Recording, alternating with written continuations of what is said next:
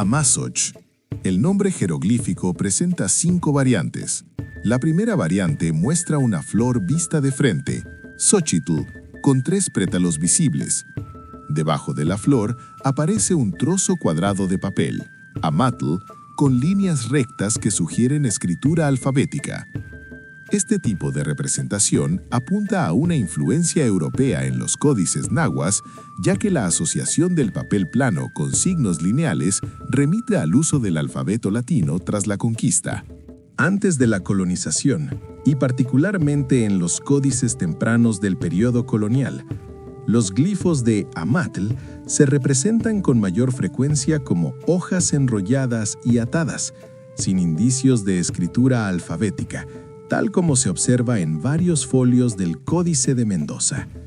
Estas formas remiten a un concepto indígena del papel como soporte ritual o tributario, no como superficie para la escritura fonética europea.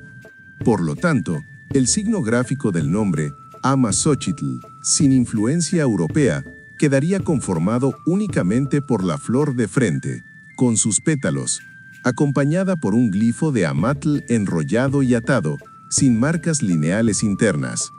De este modo, el glifo conserva una lógica plenamente nahua, basada en la iconografía prehispánica.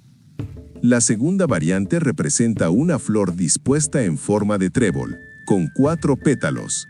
Entre cada pétalo sobresalen piezas rectangulares y delgadas, que parecen tiras de papel.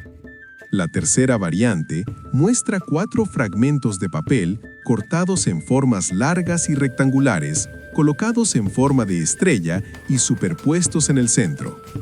La cuarta variante presenta un trozo rectangular de papel, Amatl, y una mano, Maitl, que sostiene una cuchilla de obsidiana, como si estuviera a punto de cortar el papel para darle forma de flor.